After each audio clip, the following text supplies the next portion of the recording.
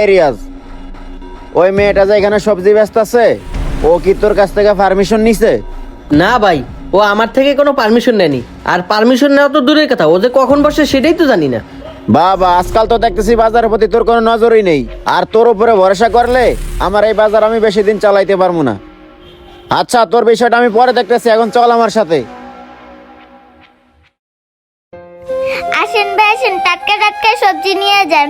আসেন আসেন, প্রতি বাগা মাত্র 10 টাকা, প্রতি বাগা মাত্র 10 টাকা। এই পিসি, তুই যে এখানে সবজি বিক্রি করতেছস, কার থেকে পারমিশন নিছস? আঙ্কেল, আমি তো সামান্য করে সবজি নিয়ে রাস্তায় বসছি, আমি তো দোকানেই নাই। আমি তো কোনো দোকান নি নাই, রাস্তায় বসি। এই বাজারের ভিতর রাস্তাটা কি তোর বাপের?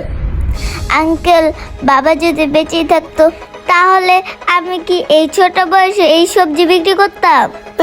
কথার বেলায় তো শুনলো না, বাবা যদি বেঁচে থাকতো। বাবা বেঁচে থাকলে কি হতো? এরকম একটা বাজার দিয়ে দিত।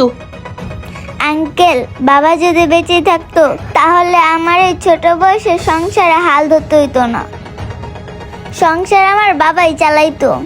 হায়রে মানুষ, ছোট্ট একটা বাচ্চার সাথেও খারাপ ব্যবহার করতেছে। এই শোন, এত লেকচার শোনার টাইম নেই, তুই এখানে বসছস, তোর ভাড়া দিতে হইব। আঙ্কেল, আমি সামান্য সবজি বিক্রি করি বা কয় টাকা, আর আপনাকে দেবই বা কয় টাকা? কয় টাকা দিবি মানে? এখানে বসছস যেহেতু 100 টাকা দিতে হইব। আঙ্কেল, আমি আজকে সারাদিনে বিক্রি করছি মাত্র 120 টাকা। এখান থেকে আপনাকে যদি 100 টাকা দিয়ে দিই তাহলে তো আজকে আমাকে না খেয়ে থাকতে হবে। শোন, না খেয়ে থাকলে তুই থাকবি, তাতে আমাদের কি? এই দে টাকা দে, বাকি টাকা ল। ভাই চলেন। হ্যাঁ চল।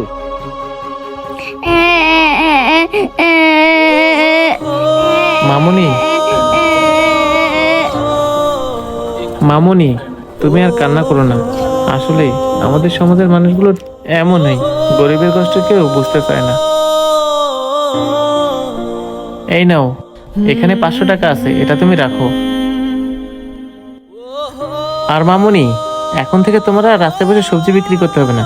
কালকে তুমি আমার সাথে দেখা করো, আমি তোমাকে একটা সবজির দোকান নিয়ে দেবো।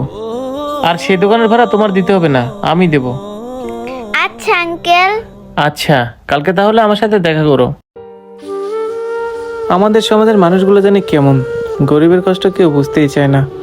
আমাদের ভিডিওটি ভালো লাগলে অবশ্যই লাইক কমেন্ট শেয়ার করে সবাইকে দেখার সুযোগ করে দেবেন এবং আমাদের সাথেই থাকবেন। ধন্যবাদ।